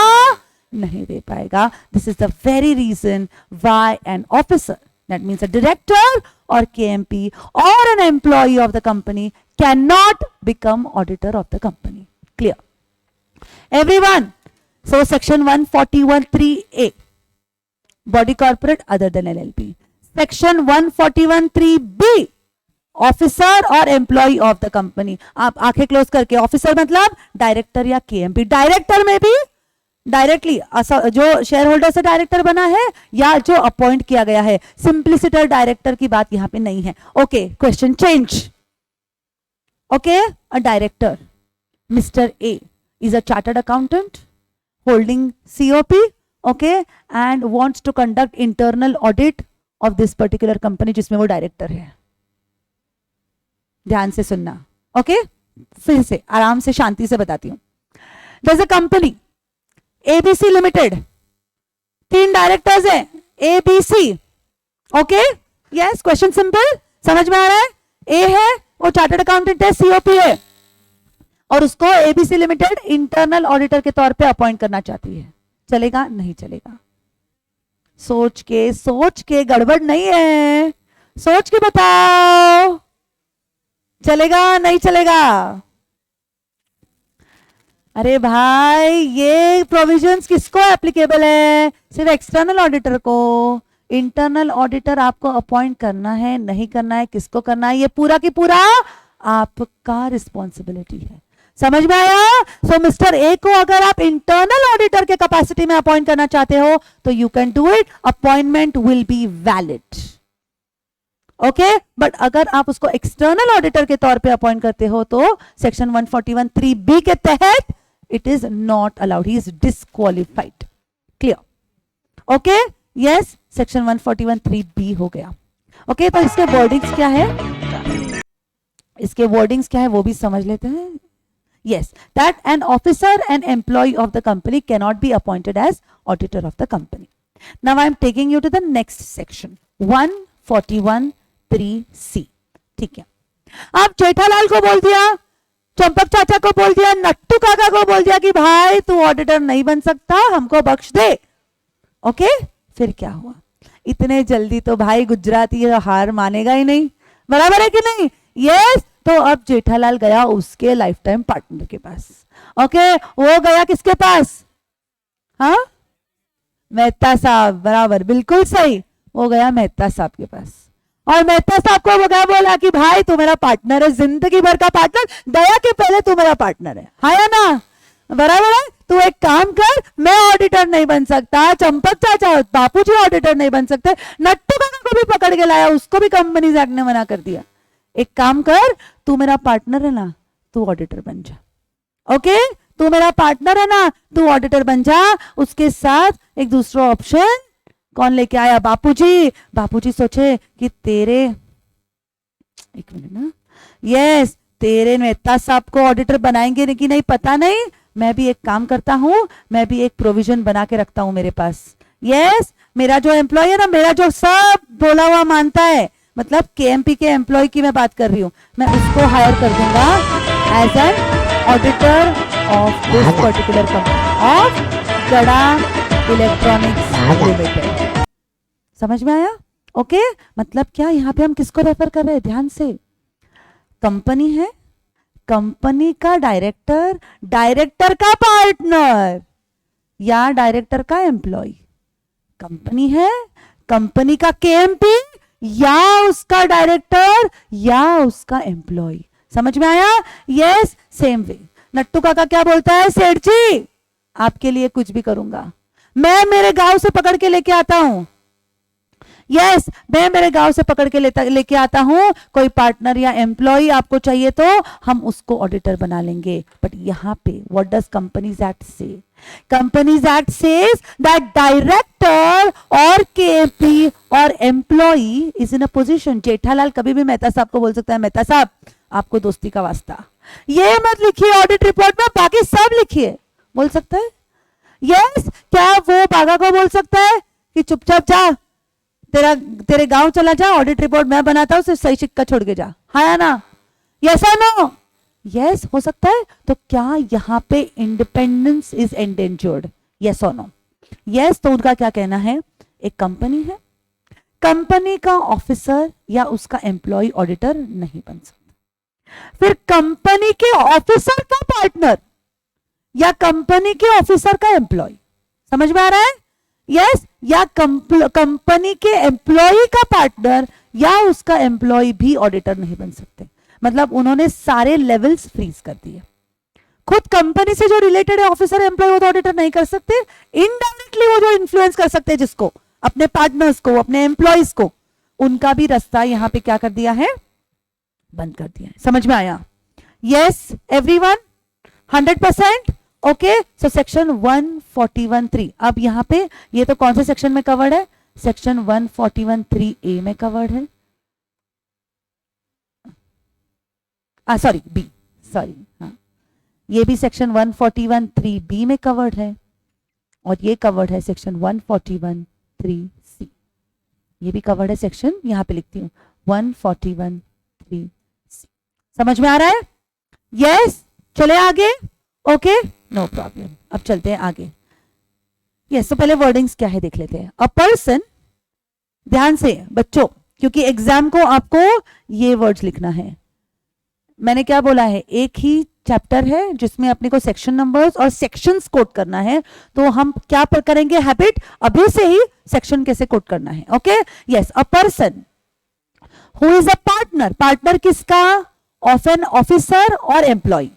सी अंडरस्टैंड, ऑफिसर यहाँ पे, एम्प्लॉय यहाँ पे, उनके पार्टनर, या is in employment of officer और एम्प्लॉय इज डिस्क्वालिफाइड। समझ में आया everyone? So come on with me, चलो सेक्शन को नरेट करते हैं। A person who is a partner of officer और एम्प्लॉय ऑफ द कंपनी, और a person who is in employment of an officer और employ of the company. Clear? Okay, चलेंगे आगे, चलते हैं अगले सेक्शन। यस, सेक्शन नंबर ध्यान से, सेक्शन 141(3)(f। ओके, बीच के सेक्शंस मैंने जानबूझ के नहीं लिए, हम बाद में लेंगे। ओके, जो एक कंटिन्यूटी में है वो पहले सेक्शंस कर लेते हैं। तो हमने सेक्शन 141(1) किया, 2 किया, 3 किया, section 141(3)(a), section 141(3)(b), section 141(3)(c। अब हम जा रहे डायरेक्टली सेक्शन 141(3)(f) की तरफ। Okay, yes everyone, section 143(f), partner और एम्प्लॉय का तो रास्ता बंद कर दिया सेक्शन 141(3)(c) ने। ओके, पर एक कैटेगरी के लोग छूट गए, रिश्तेदार। बराबर है ना, रिश्तेदार। क्या रिश्तेदारों पर भी अपना इन्फ्लुएंस होता है या नहीं होता है? हाँ, इसलिए आ गई, आ गए बबीता को नो एंट्री है इधर।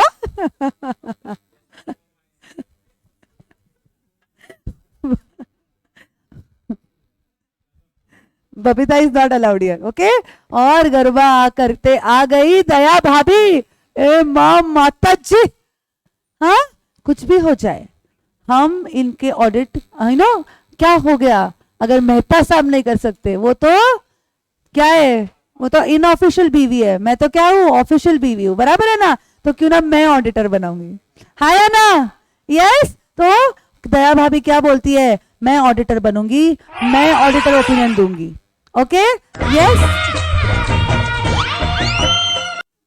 फिर इतना ही नहीं, अपने बापूजी की हालत देखे, अपने दादाजी की हालत देखे आ गया कौन, टप्पू।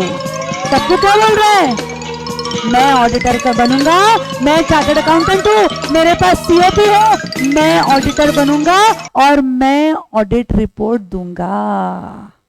समझ में आया? ओके, तो कंपनी जाके क्या मिल रही है, जेठालाल को टपली मारते हुए, तू तेरी बीवी की क्या सुनेगा। बराबर है ना? बापूजी तेरा नहीं सुनते, तू तेरे बेटे का क्या सुनेगा। बराबर है कि नहीं? राइट, यस और नो? मतलब यहाँ पे 141(3)(f रेफर्स टू रिलेटिव्स, कि अगर रिलेटिव जिसके पास सीए है, जो सीए है और जिसके पास सीओपी है, वो भी ऑडिट नहीं कर सकते। समझ में आया? ओके, मतलब जिसपे हम कॉन्ट्रैक्चुअली इन्फ्लुएंस कर सकते हैं, हमारे पार्टनर्स, हमारे एम्प्लॉइज, वो तो ऑडिटर नहीं बन सकते, साथ ही साथ अपने रिश्तेदार भी ऑडिटर नहीं बन सकते। क्लियर? 100% एवरीवन? चलेंगे आगे। ओके, अब ये तो हो गए, बहुत इंटरेस्टिंग है ये सेक्शन, ये तो हो गए रिलेटिव्स ऑफ ऑफिसर्स। अब रिलेटिव ऑफ एम्प्लॉय भी तो है, बराबर है ना? रिलेटिव ऑफ एम्प्लॉय भी तो है। अब मुझे एक बात बताओ, सेठ जी नट्टू काका पे अपना हक जमा सकते हैं, हाँ या ना? नट्टू काका अपने पार्टनर पे या जिसको वो पगार दे रहा है अपने एम्प्लॉय पे जोर लगा सकता है, हाँ। पर जिस 4 लोगों पे नट्टू काका का ही जोर नहीं है, वो जो रिश्तेदार नट्टू काका के ही मजाक उड़ाते हैं, क्या नट्टू काका उनको इन्फ्लुएंस कर पाएगा क्या? ध्यान से मेरे सवाल को ध्यान से समझना। जो 4 लोग नट्टू काका को ही बख्शते नहीं है, जो रिलेटिव्स नट्टू काका का ही मजाक उड़ाते हैं, क्या नट्टू काका उनको अपने झांसे में ले पाएगा या नहीं? Is independence impaired here? No. So relative of employee, I repeat, relative, किसी एम्प्लॉय का चाचा का मामा का बेटा, क्या वो ऑडिटर बन सकता है? क्योंकि सी अंडरस्टैंड, इतनी बड़ी कंपनी है, इस कंपनी में इतने सारे एम्प्लॉयज है, एम्प्लॉयज के इंडिया में तो रिश्तेदार कितने कितने होते हैं, all India my brothers and sisters, और sorry all Indians are my brothers and sisters, बराबर है ना, राइट? तो एम्प्लॉय के रिश्तेदारों को देखेंगे तो हम काम कैसे करेंगे, हाँ या ना, राइट? तो यहां पे उनका क्या कहना है, एम्प्लॉयज के relatives are qualified to be appointed as an auditor provided वो चार्टर्ड अकाउंटेंट है और उनके पास सीओपी है इन इंडिया। समझ में आ रहा है क्या? 100%।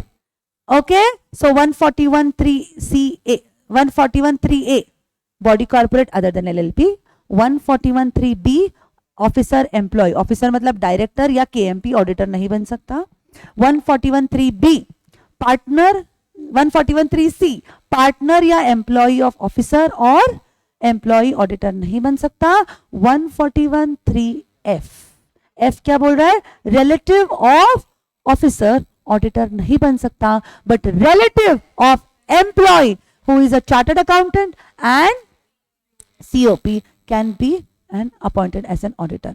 क्वेश्चन नंबर 2, अगर दया भाभी के पास वो चार्टर्ड अकाउंटेंट है तो क्या वो इंटरनल ऑडिटर के तौर पे अपॉइंट हो सकती है? हाँ, yes. Disqualification under section 141 is for statutory auditors, external auditors. Clear? Okay, yes. अब वर्डिंग्स क्या है सेक्शन के, अ पर्सन हुज रिलेटिव, जिसका रिश्तेदार कौन है, डायरेक्टर या who is in employment of the company, employment of the company मतलब एम्प्लॉय। समझ में आया? ओके, ठीक है। अब चलते आगे। जैसे कि हमने देखा section 141(3)(f refers to the concept of relative, बराबर है। मैंने आपको बोला all Indians are my brothers and sisters, आजकल हम सबको क्या बोलते हैं, भाई बहन या काका काकी मामा मामी, सबको वही बोलते हैं, हाँ या ना? Bro and pro are the two real, मैं बोलती हूँ कैटेगरीज ऑफ रिलेशनशिप्स, हाँ या ना? Yes, okay. तो कंपनीज एक्ट में उन्होंने एक सीमा दी है कि सेक्शन 141(3)(f बोलता है ना कि रिलेटिव ऑडिटर नहीं बन सकता, तो उस रिलेटिव के डेफिनेशन में कौन आएगा और कौन नहीं आएगा ये बताया गया है हमको section 277 of companies act and rule 4 of companies specifications rules 2014। Are you ready? Okay, yes. So come on, section number याद कर लेते हैं पहले, 277 and rule 4 of which rules, auditors specifications rules 2014। पहले रूल देखा हमने companies audit and auditors rules 2014 और यह है कंपनीज स्पेसिफिकेशंस रूल्स 2014। इसमें क्या बताया गया है, इसमें दो कैटेगरी कवर की है, इंडिविजुअल या एचयूएफ। सी अंडरस्टैंड, पार्टनर भी हो सकता है, बराबर है, बट वहां पे क्या होता है, कॉन्ट्रैक्चुअल रिलेशनशिप होता है, एग्रीमेंट होता है, हाँ या ना? Yes, okay. कंफ्यूजन कहां पे है, इंडिविजुअल और एचयूएफ के केस में, यस और नो? ओके, तो इंडिविजुअल के केस में देखते हैं उनका क्या कहना है कि मानो मैं मैम हूं, my husband would be considered as relative. Clear? Okay, yes, ma'am's husband, spouse, getting it? Okay, yes, would be covered as relative. ठीक है, अब आगे, my dad and my mother would be considered as relative, मतलब my lineal ascendant, हाँ या ना? Yes, would be considered as relative. Then step dad होंगे तो भी relative है, step mom होंगे तो भी relative है। Clear? Okay. Then my brother, my sister. Okay? चाहे वो step हो तो वो भी क्या माने जाएंगे, relative माने जाएंगे। Clear? Yes everyone? Getting it? Okay? ठीक है, फिर आगे, my son and my daughter, my son and my daughter, बहुत ध्यान से, फिर उनके हस्बैंड्स एंड उनके वाइव्स। समझ में आ रहा है?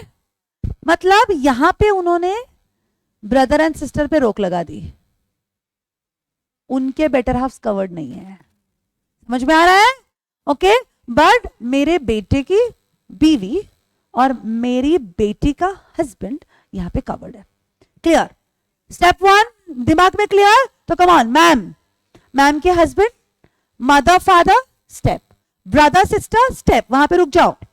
ओके, फिर बेटा बेटी और उनके बेटर हाफ्स। क्लियर? ठीक है, ओके, सो सॉरी, आगे जब हम बेटे की बात करते हैं वहां पे स्टेप सन को भी कवर किया गया है, स्टेप सन को भी कवर किया, ध्यान से, very important for MCQs and case studies, step सन को भी कवर किया है। बट अगर आप डॉटर देखोगे तो step daughter is not covered. Okay, मतलब यहां पे उसको सिक्योरिटी देने के लिए, बराबर है ना, कि उसका डिस्क्वालिफिकेशन हटा दिया कि अगर आपको स्टेप डॉटर को ऑडिटर बनाना है तो बनाओ। Do you understand? Okay, clear, getting it, yes और नो, अंडरस्टैंडिंग, यस, नहीं, वो भी नहीं कवर्ड है, ओनली इमीडिएट रिलेटिव्स, क्योंकि फिर स्कोप कम हो जाता है ना। You understand, you will always want to refer and prefer an acquainted family, an acquainted professional, yes or no? So then वहां पे प्रॉब्लम हो जाएगा, इसलिए उन्होंने स्कोप बहुत ज्यादा लिमिटेड भी नहीं होना चाहिए, इसलिए उन्होंने सिर्फ डायरेक्ट मदर फादर को कवर किया है। क्लियर? यस, ओके, ठीक है। अब जब हम HUF की बात करते हैं, HUF मतलब कौन है? यस, ऐसी फैमिली जो बाय बर्थ हम उस मेंबर बन जाते हैं उस फैमिली के, राइट? तो उन पूरा family tree will be considered as relative. समझ में आ रहा है? यस, एवरीवन, ओके, ठीक है। अब हम इसके बकायदा एक बार प्रोविजंस पढ़ लेंगे बुक में से।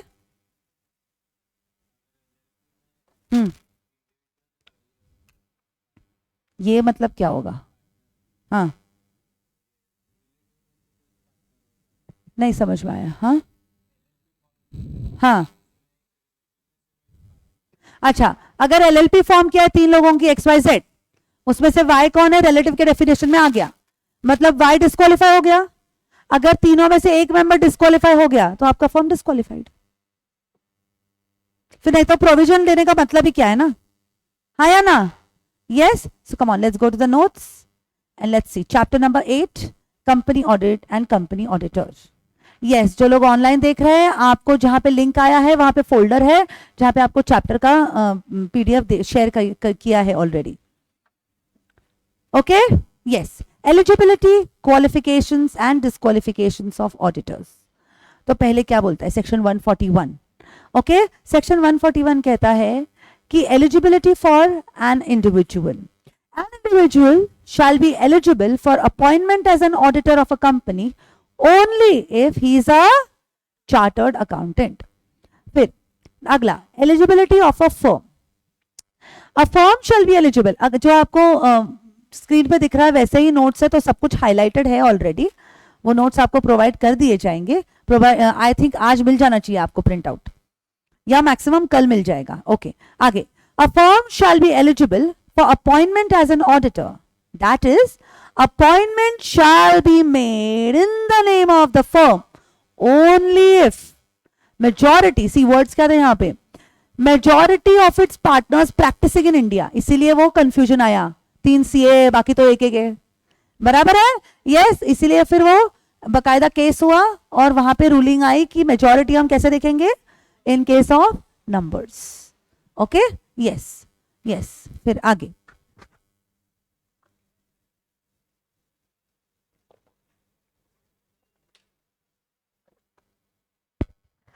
where a firm including a LLP is appointed as an auditor, only the partners who are chartered accountants shall be authorized to act and sign on behalf of the firm.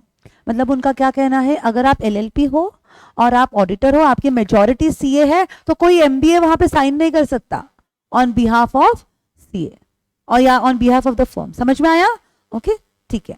डिस्क्वालिफिकेशंस section 141(3), उसमें पहला, the following person shall not be eligible, सबसे पहले a body corporate other then LLP, N officer और employee of the company, मतलब यहां पे लिखती हूं मैं, कंपनी होगा,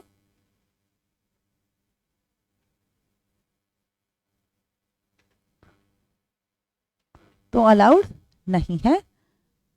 फिर LLP होगा तो क्या अलाउड है? जी हाँ, अलाउड है। फिर अगला पॉइंट क्या बोल रहा है, officer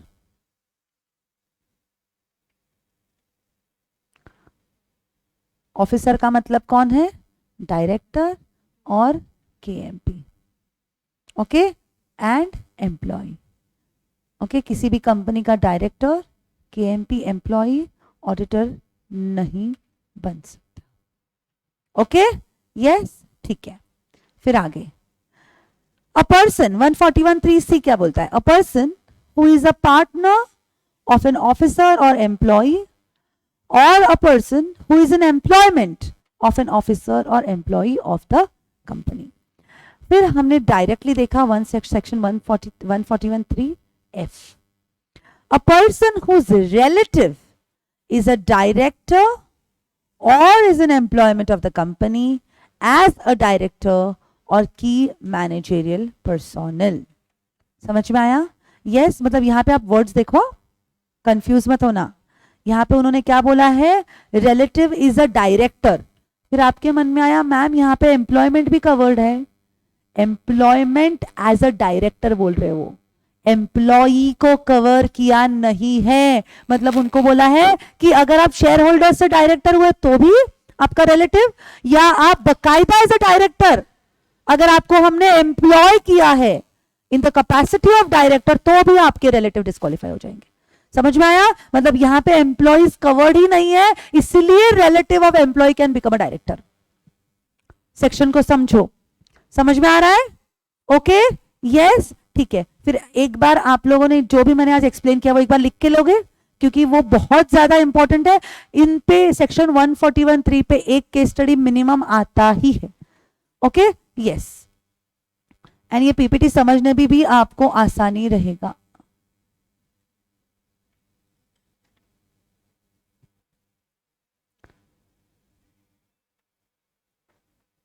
yes, firstly I want you to write, yes, ये लिख के ले लीजिए पहले, नहीं ये वाला स्लाइड दिख रहा है आप सबको, yes, please jot it down in your books, fresh page, heading company audit, उधर ऊपर ही लिख लो कंपनी ऑडिट में, जैसे यहां पे मैंने लिखा है आपके चैप्टर नेम पे ही, yes, क्या लिखा है, chapter 10 of companies act 2013, the companies audit and auditors rules 2014, और आज हमने और एक रूल्स को रेफर किया, द कंपनीज स्पेसिफिकेशंस रूल्स। हर बार जब कंपनी ऑडिट पे सवाल पूछे जाएंगे तो आप तीनों ये सब मेंशन कर सकते हो, मतलब एक आंसर के स्टार्ट में ही आपके आंसर का वेटेज बढ़ जाएगा। चैप्टर का नाम लिखते ही write down this so that every time you open the notebook आपका ध्यान जाएगा कहां पे, chapter 10 auditor and auditors rules and specifications rules 2014।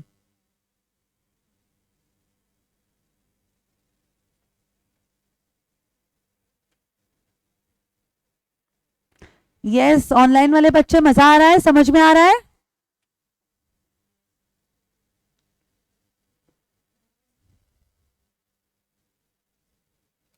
yes, I'll show you my PPT, yes, please take this down।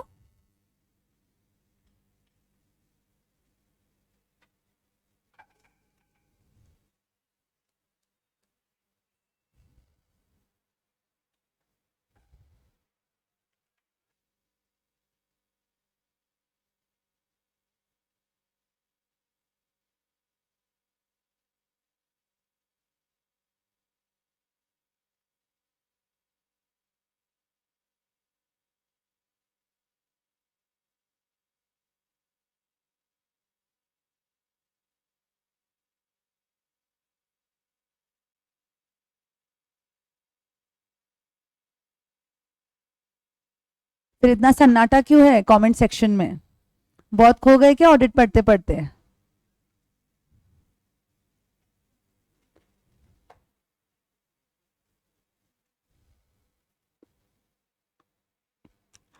Remember your notes are the first key step to your success. आपके notes जितने अच्छे रहेंगे उतना आपका confidence बना रहेगा उस particular subject में।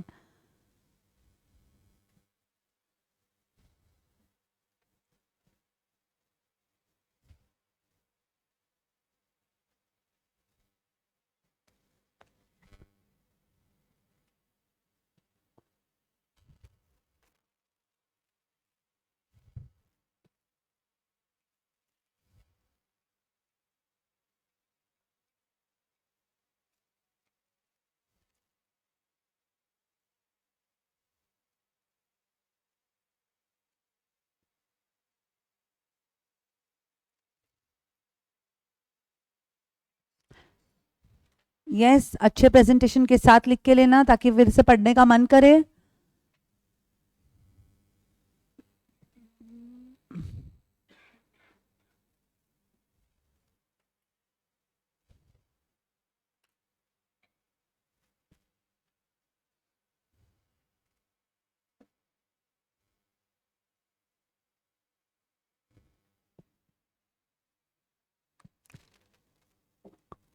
डन.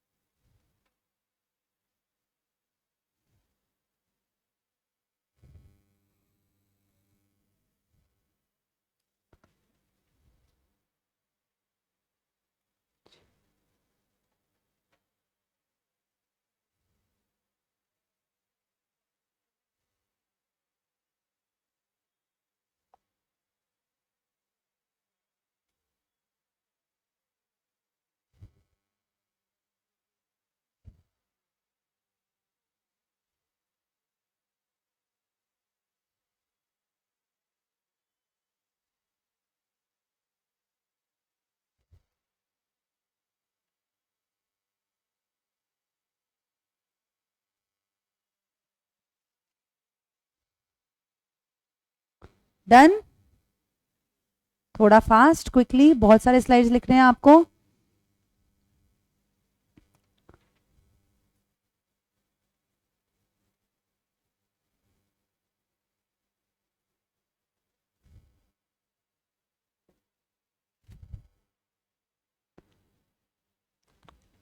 आप लोग क्विकली लिखोगे तो ही मैं आगे का सेक्शन स्टार्ट कर पाऊंगी, नहीं तो I will have to stop with it, क्योंकि आगे का सेक्शन बहुत बड़ा है. वो इनकम्प्लीट रह जाएगा ना, फिर मजा नहीं आता.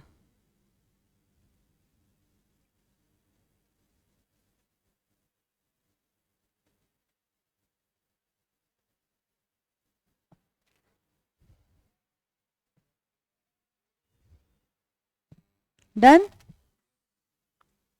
ओके, एक मिनट. यस, 141.3 के नीचे सारे डिस्क्वालिफिकेशंस नहीं बैठने वाले, so you can just write down below the chart. Section 141.3A headline देके you can write it down in detail properly.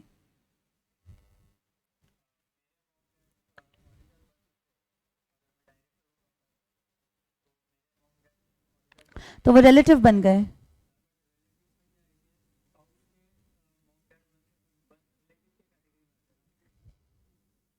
नहीं नहीं नहीं नहीं, I am a chart accountant. मेरे पास सीओपी है, एक कंपनी है, कंपनी में मैं डायरेक्टर हूं, तो मेरे मम्मी पापा या माई step mom step dad can not be an auditor. मेरे स्पाउस है, मेरे हस्बैंड के पापा वो चार्टर्ड अकाउंटेंट है, उनके पास सीओपी है, तो वो ऑडिटर बन सकते हैं. वैसे तो हो ही सकता है, बट मैं मेरे पापा को जितना इन्फ्लुएंस कर सकती हूँ, मैं मेरे ससुर जी को उतना कर सकती हूँ क्या? सी व्हाट हैपेंस इज उतना इनडायरेक्ट इन्फ्लुएंस तो भाई वो तो होता ही है, बट इतना आप कवरेज करोगे तो फिर आप अपॉइंट किसको करोगे? फिर बहुत रिस्ट्रिक्शन आ जाएगा ना. समझ में आया कि अभी तक डाउट है? कुछ गलती है क्या स्लाइड में?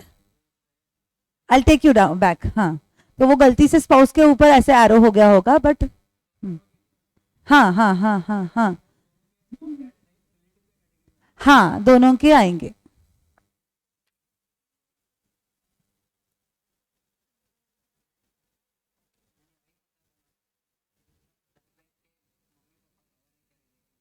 अच्छा, तो मैंने शायद उसको इग्नोर, मेरे ध्यान में नहीं आया रहेगा. डन.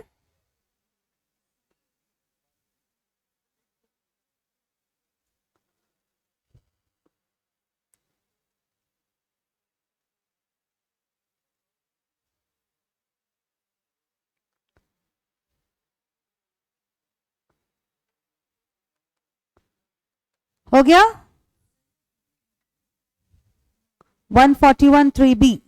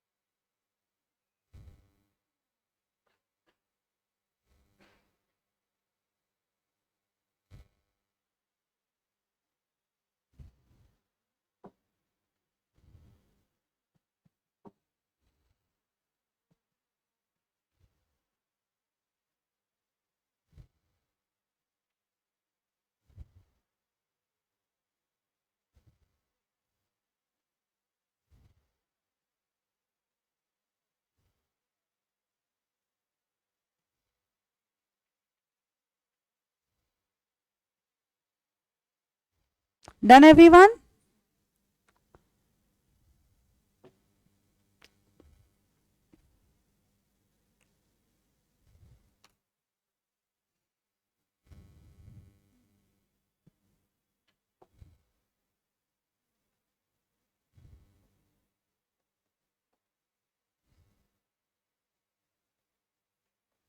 अच्छा, आपका अकाउंट का सेशन है ना? ओके।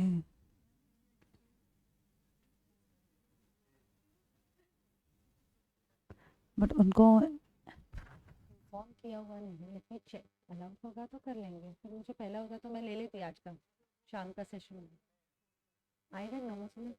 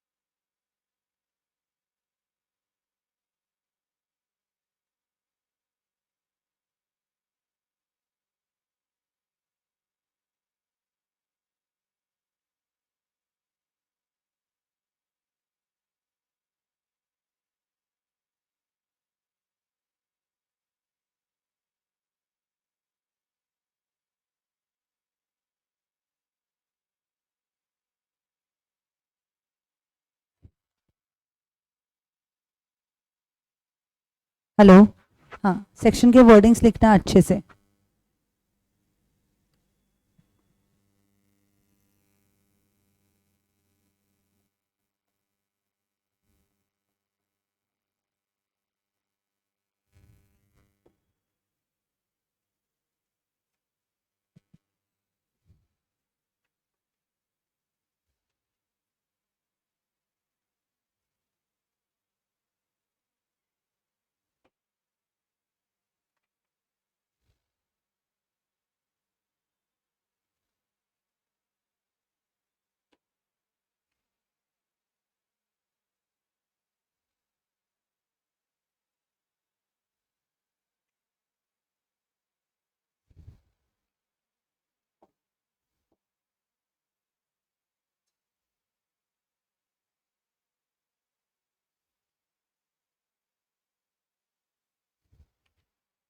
डन?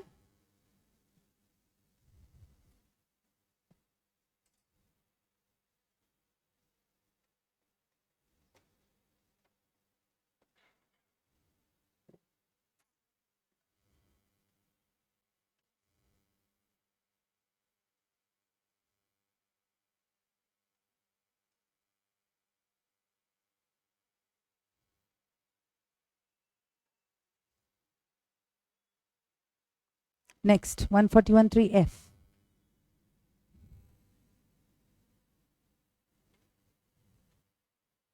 यहाँ पे एक मिनट, मैं इसको चेंज कर देती हूँ।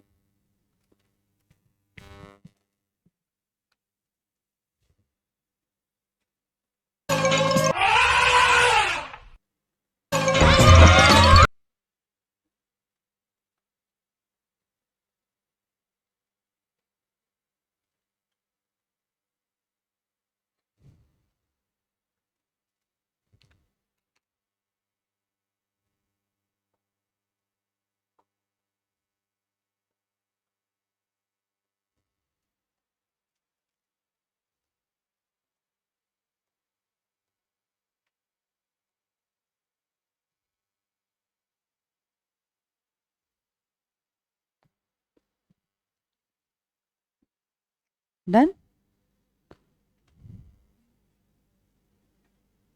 हाँ, अब बताओ मुझे यहाँ पे प्रॉब्लम क्या है। यस, मैं एक बार क्लियर करती हूँ। यहाँ पे हम सिर्फ वाइफ के डैड और मॉम, वाइफ चार्टर्ड अकाउंटेंट है प्लस सीओपी है मानो। Okay, yes. तो यहाँ पे उनका क्या कहना है कि हम सिर्फ वाइफ के मदर फादर कवर कर रहे हैं, हस्बैंड के मदर फादर कवर्ड नहीं है। सास ससुर सिंपल लैंग्वेज में यहाँ पे कवर्ड नहीं है।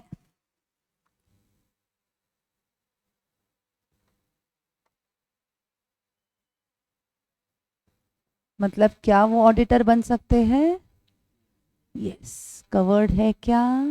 नहीं। क्लियर? यस, ये लिख लीजिए, बहुत इंपॉर्टेंट है, वेरी वेरी वेरी इंपॉर्टेंट। इस पे केस स्टडीज बनते हैं, जैसे कंपनी देंगे, उसका डायरेक्टर देंगे, फिर उसका रिलेशनशिप लिखेंगे, फिर आपको उस रिलेशनशिप रिलेटिव के डेफिनेशन में कवर होता है क्या देखना पड़ेगा।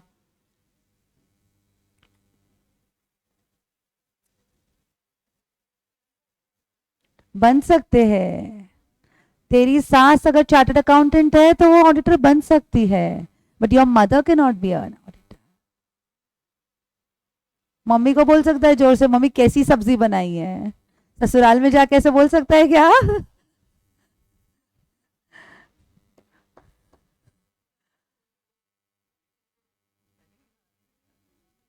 नहीं आते, they are not covered in the definition of the relative, that means they can be an auditor. तू मेरा रिश्तेदार है ना, तो तू ऑडिटर नहीं बन सकता, क्योंकि मैं तुझे इन्फ्लुएंस कर सकती हूँ। अगर तू मेरा रिश्तेदार ही नहीं है इस डेफिनेशन में,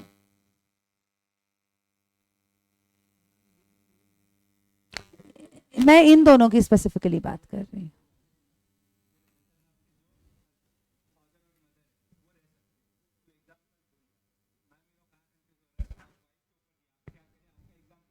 हाँ। Hmm. Okay okay okay okay, I got you, I got you, I got you. तो मैं यहाँ पे लिखती हूँ, इसको डायरेक्टर बना देती हूँ। अब तुम्हारे सारे प्रॉब्लम सॉल्व हो जाएंगे। अब समझ में आया? अब समझ में आया क्या? ओके। हाँ, मैंने मेरा एग्जाम्पल देने की कोशिश करी बिकॉज यूल विजुअलाइज, इसलिए।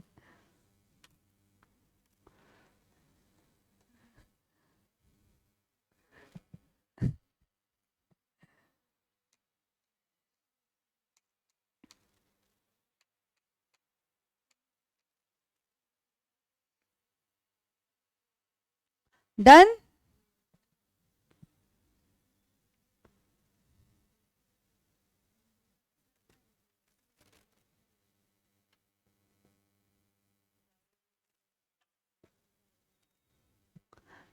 आज का सेशन यहीं पे रोक लेते हैं, कल कंटिन्यू करेंगे विद फर्दर प्रोविजन, क्योंकि अगला सेक्शन जो लूंगी वो काफी बड़ा है, तो फिर उसको टाइम लगेगा और वो मैं इनकम्प्लीट नहीं करना चाहती।